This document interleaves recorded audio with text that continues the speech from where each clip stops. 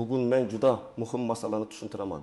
Qish mavsumida pensionerlar, kam ta'minlangan oilalar va ijtimoiy himoyaga muhtoj fuqarolar davlat dasturlari orqali qanday qilib 2500 so'mgacha tejamkorlik qilishi mumkin.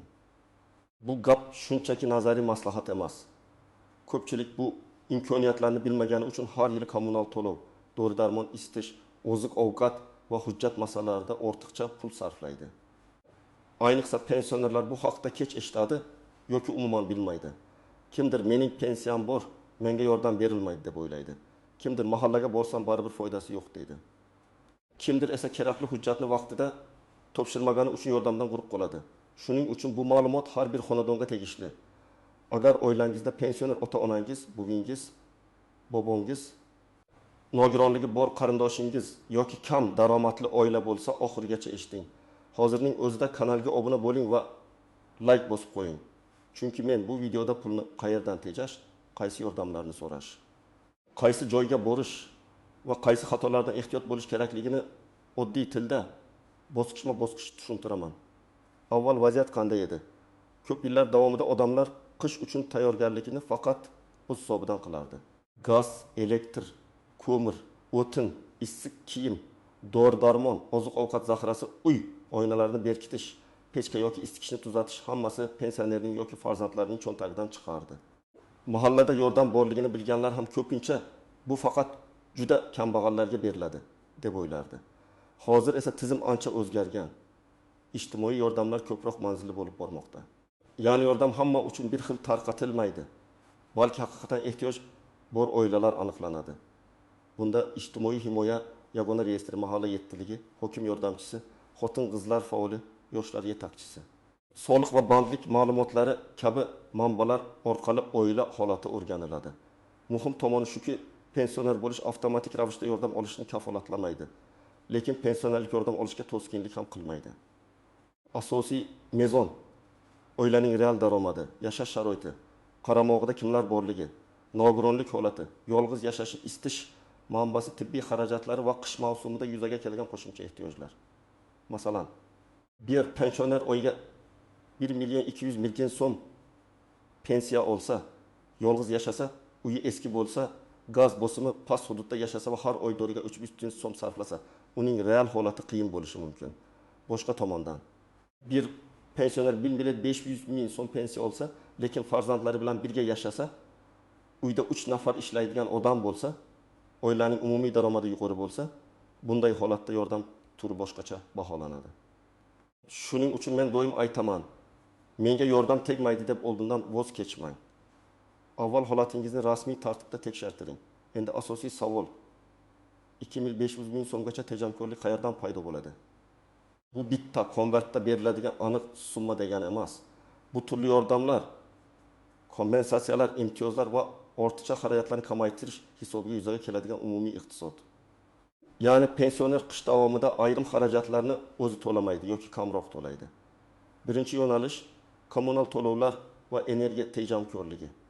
Qishda eng katta xarajat gaz, elektr, ko'mir yoki boshqa isitish vositalariga ketadi. Ba'zi hududlarda ehtiyojmand oilalarga ko'mir, oziq-ovqat, issiq kiyim yoki moddiy yordam ajratilishi mumkin. Bu yordamlar respublika bo'yicha bir xil ko'rinishda bo'lmasligi mumkin.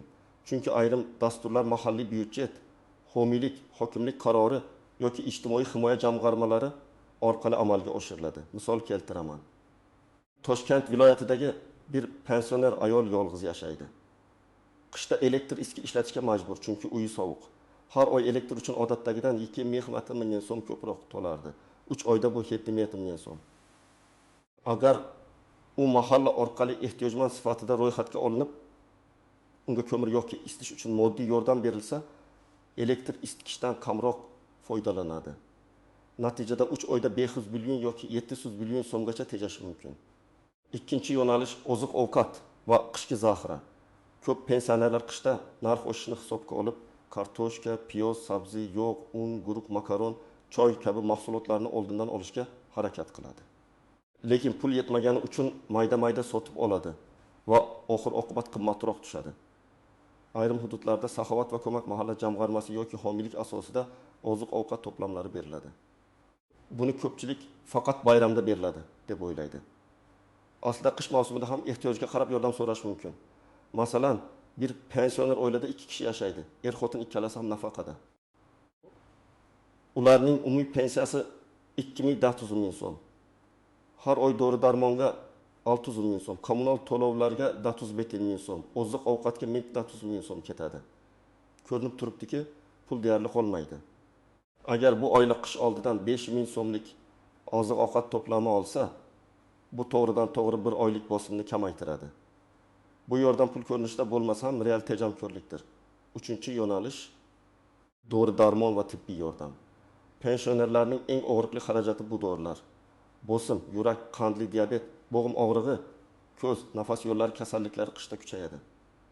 Ayrim fuqarolar oilaviy poliklinika orqali bepul dori ro'yxati, imtiyozli davolanish, tibbiy ko'rik yoki yo'llanma olish huquqiga ega bo'lishi mumkin. Lekin ko'pchilik dorixonaga borib, hammasini o'z puliga sotib oladi. Bu yerda men juda amaliy maslahat beraman. Har bir pensioner oilaviy shifokoriga borib, o'z kasalligi bo'yicha imtiyozli dori yoki bepul tibbiy xizmat mavjudligini so'rashi kerak. Doktor, mening tashxisim bo'yicha davlat hisobidan beriladigan dori yoki yo'llanma bormi deb aniq savol bering. Chunki umumiy menga yordam bormi desangiz, javob ham umumiy bo'lishi mumkin.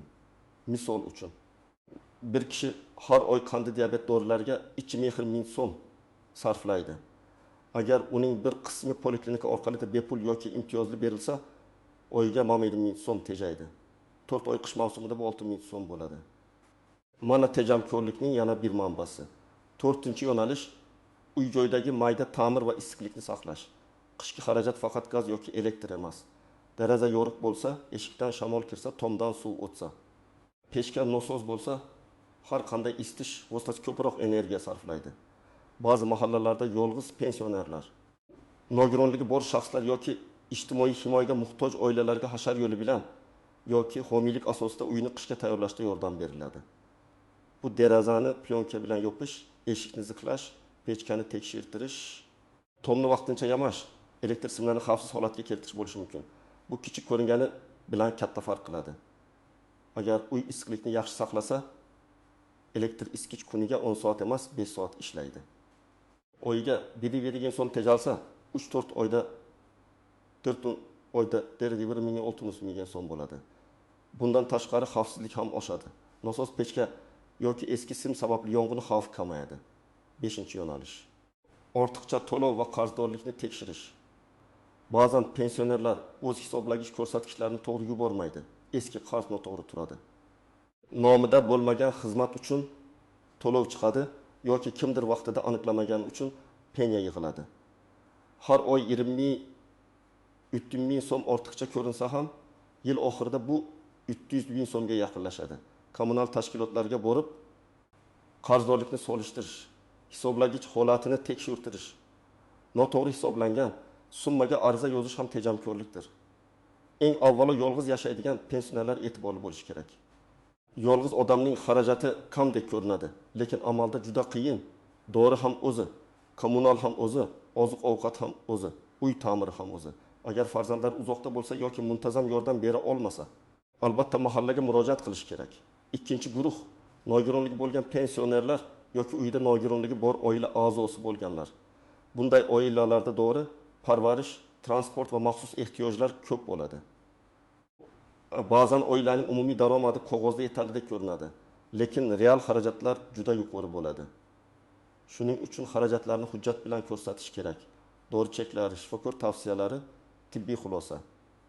3-guruh qishloq hududida gaz bosimi past yoki markaziy isitish bo'lmagan joyda yashaydigan pensionerlar. Bunday joylarda qishda ko'mir, o'tin, ballon, gaz, elektr isitish xarajati keskin oshadi. Davlat va mahalla dasturlari aynan shunday mavsumiy ehtiyojlarni ko'rish uchun murojaat qilish kerak. 4-guruh pensiyasi bo'lsa ham qarzi borlar. Masalan, kommunal qarz, kredit, davolanish uchun olingan qarz yoki farzandining muammosi sababli yig'ilgan majburiyatlar. Bu yerda yordam avtomatik berilmaydi. Lekin real holat tushuntirilsa, mahalla komissiyasi oilani o'rganishi mumkin. Kimlar shoshilmasa ham bo'ladi. Agar pensioner farzandlari bilan yashasa, oilada bir nechta barqaror daromad manbasi bo'lsa, uy sharoiti yaxshi bo'lsa, dori xarajati kam bo'lsa va qishki isitish muammosi bo'lmasa Bunday oilaga birinchi navbatda yordam ajratilmasligi mumkin. Lekin bu umuman murojaat qilmang degani emas. Imtiyozli tibbiy xizmat, pensiya qayta hisob kitobi, kommunal hisobni tekshirish kabi masalalar baribir foydali bo'lishi mumkin. Endi eng muhim joyi, ko'pchilik aynan shu nuanslarni bilmagani uchun yordamni ola olmaydi. Birinchi nuans, ariza bermasangiz. Ko'p holatda jarayon boshlanmaydi. Mahalla o'zi biladi deb kutish xato. Mahalla xodimlari ehtiyojmand oilalarni aniqlaydi, lekin hamma xonadonga har kuni kirib chiqish imkonsiz. Shuning uchun murojaatni o'zingiz qiling. Telefon orqali aytib qo'yish yetarli bo'lmasligi mumkin. Yozma ariza yoki rasmiy elektron murojaat bo'lsa, masala aniqroq yuradi. Ikkinchi nuans. Daromad faqat pensiya bilan o'lchanmaydi. Oila tarkibida ishlaydigan farzand ijara daromadi, tadbirkorlik, tomorqa daromadi yoki boshqa tushumlar hisobga olinishi mumkin. Shuning uchun men pensionerman deyishning o'zi yetmaydi. Oilada kimlar yashaydi, kim ishlaydi, kim ishlamaydi, kim kasal, kim parvarishga muhtoj, hammasi muhim. Uchinchi nuans, doimiy ro'yxat va haqiqiy yashash joyi. Ba'zi pensionerlar bir joyda ro'yxatda turadi, boshqa joyda yashaydi. Yordam olishda bu muammo tug'dirishi mumkin. Masalan, odam tuman markazida ro'yxatda, lekin qishloqda yolg'iz yashaydi. Halla siz bizning hududda ro'yxatda emassiz deyishi mumkin. Bunday holatda haqiqiy yashash joyi bo'yicha dalolatnoma, mahalla ma'lumotnomasi yoki ro'yxat masalasini tartibga keltirish kerak bo'ladi. To'rtinchi nuans. Hujjatdagi kichik xato ham ketishga sabab bo'ladi. Pasport yoki ID karta ma'lumotlari, pensiya guvohnomasi, nogironlik ma'lumotnomasi, bank karta rekvizitlari, telefon raqam noto'g'ri bo'lsa, yordam kechikadi. Ayniqsa bank kartasi muddati tugagan bo'lsa yoki karta boshqa odam nomida bo'lsa, pul tushmay qolishi mumkin. 5-nuans, hamma yordam pul shaklida berilmaydi. Ba'zi odamlar menga pul bermadi, demak yordam yo'q deydi. Aslida yordam ko'mir, oziq-ovqat, dori, kiyim, xizmat, ta'mir, yo'llanma yoki qarzdorlik bo'yicha maslahat shaklida bo'lishi mumkin. Pul ko'rinmasa ham sizning xarajatingiz kamayadi. Maqsad ham shu qishdagi bosimni yengillashtirish. 6-nuans, firibgarlardan ehtiyot bo'ling. Hech kim davlat yordamini chiqarib beraman, oldindan pul bering desa ishonmang. Ariza topshirish, navbatga qo'yish, hujjat tekshirish uchun begona odamga pul berilmaydi. Bank karta paroli, SMS kod, plastik karta raqami va maxfiy ma'lumotlarni hech kimga aytmang. Agar yordam rasmiy bo'lsa, u mahalla hokimlik, ijtimoiy himoya organlari, poliklinika yoki davlat xizmatlari orqali yuradi. 7-nuans, bir marta rad etildi degani yakuniy javob emas. Agar holatingiz o'zgarsa, masalan kasallik kuchaysa, kommunal xarajat oshsa, farzandingiz ishsiz qolsa, uyda nogironlik holati paydo bo'lsa yoki qishki sharoit og'irlashsa, qayta murojaat qilish mumkin. Rad javobini ham og'zaki emas, imkon qadar yozma tushuntirish so'rang. Shunda nima yetishmaganini bilasiz. Endi men aniq qadamlarni aytaman. Birinchi qadam, oilaviy holatingizni qog'ozga yozib chiqing. Uyda kimlar yashaydi, kim qancha daromad oladi, kim pensiya oladi, kim ishsiz, kim kasal, kim parvarishga muhtoj. Buni oddiy daftar varag'iga yozsangiz ham bo'ladi. Maqsad mahallaga borganingizda chalkashmasdan tushuntirish. Ikkinchi qadam, oxirgi 3 oylik asosiy xarajatlarni taxminan hisoblang. Kommunal to'lovlar, dori-darmon, oziq-ovqat, ko'mir yoki elektr isitish, transport, qarz to'lovlari, agar cheklaringiz bo'lsa olib boring. Chek bo'lmasa ham taxminiy jadval qiling. Masalan, pensiya 300 ming so'm, dori 400 ming so'm, kommunal 300 ming so'm, oziq-ovqat 900 ming so'm. Shunday yozsangiz real holat ko'rinadi. 3-qadam, mahalla fuqarolar yig'iniga boring. Rais, hokim yordamchisi, xotin-qizlar faol yoki ijtimoiy xodimga murojaat qiling. Men qish mavsumi uchun ijtimoiy yordam, oziq-ovqat, ko'mir, moddiy yordam yoki uy-joyni qishga tayyorlash bo'yicha imkoniyatlarni tekshirtirmoqchiman deb aniq ayting. Umumiy gapirmang. Aniq ehtiyojni ayting. Uy sovuq, doriga pul yetmayapti. Ko'mir olishga imkonim yo'q. Yolg'iz yashayman. Kommunal qarz yig'ilib qoldi. 4-qadam, ariza yozing. Arizada familiya, ism, otasining ismi, yashash manzili, telefon raqam, oila tarkibi, daromad manbalari, muammo va so'ralayotgan yordam turi yoziladi. Masalan, qish mavsumida isitish xarajatlarim oshgani, dori-darmon xarajatlarim yuqoriligi va yolg'iz yashashim sababli ijtimoiy yordam ajratishda amaliy yordam berishingizni so'rayman. Juda uzun yozish shart emas, lekin sabab aniq bo'lsin. 5-qadam. hujjatlarni tayyorlang. ID'da karta yoki pashi mumkin bo'lgan hujjatlar, pensiya hujjati yoki pensiya miqdori haqida ma'lumot, nogironlik bo'lsa tasdiqlovchi hujjat. Tibbiy xulosa yoki retseptlar, kommunal to'lov kvitansiyalari, bank karta ma'lumotlari, oila tarkibi haqida ma'lumot. Hududga qarab ro'yxat farq qilishi mumkin. Shuning uchun mahalladan aniq so'rang. 6-qadam. Poliklinikaga boring. Oilaviy shifokorga uchrab, mening kasalligim bo'yicha bepul yoki imtiyozli dori, tibbiy ko'rik sanatoriy yoki mutaxassisga yo'llanma olish imkoniyati bormi deb so'rang. Agar kasallik surunkali bo'lsa, ro'yxatga turish, doimiy kuzatuv, dori ta'minoti yoki imtiyozli xizmatlar bo'yicha ma'lumot oling. Buni farzandlaringiz ham kuzatib borsin. Chunki katta yoshdagilar ba'zan savol berishga tortinadi. 7-qadam. Kommunal hisoblarni tekshiring. Elektr, gaz, suv bo'yicha shaxsiy hisob raqamingizni solishtiring. Hisoblagich ko'rsatkichlari to'g'ri kiritilganmi? Eski qarz noto'g'ri qolmaganmi? Penga asossiz yozilmaganmi? Bilib oling. Agar tushunarsiz summa chiqsa, xizmat ko'rsatuvchi tashkilotga yozma murojaat qiling. Hisob kitobni qayta ko'rib chiqishingizni so'rayman deb ariza berish mumkin. 8-qadam. Elektron imkoniyatlardan foydalaning. Agar farzandingiz yoki nabirangiz internetdan foydalansa, Banka-Kubuz, ijtimoiy himoya organlari, tuman hokimligi va tegishli tashkilotlarning rasmiy kanallardagi e'lonlarni tekshirib tursin. Ko'p yordamlar muddati bilan bo'ladi. Masalan, qish mavsumi oldidan ariza qabul qilish sanasi. Subsidiya yoki ro'yxat shakllantirish vaqti bo'lishi mumkin. Vaqt o'tib ketgandan keyin bilmagan edim, deyish foyda bermaydi. 9-qadam. Barcha javoblarni yozib boring. Kim bilan gaplashdingiz, qachon bordingiz? Qanday hujjat so'rashdi, qachon javob berishlarini aytishdi. Bu juda oddiy, lekin foydali. Agar masala cho'zilsa, sizda aniq ma'lumot bo'ladi. 10-qadam. Yaqinlaringizga ayting. Bu masala faqat pensionerning o'ziga yuklanmasligi kerak. Farzandlar, qo'shnilar, qarindoshlar yordam bersin. Ko'pincha pensioner bezovta qilmay deb jim yuradi.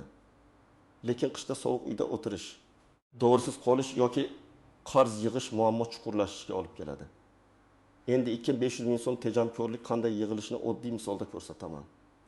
Tasavvur qiling, yolg'iz pensioner oyga inmigan 400 ming so'm pensiya oladi. Qishda 3-4 oy davomida xarajatlari oshadi.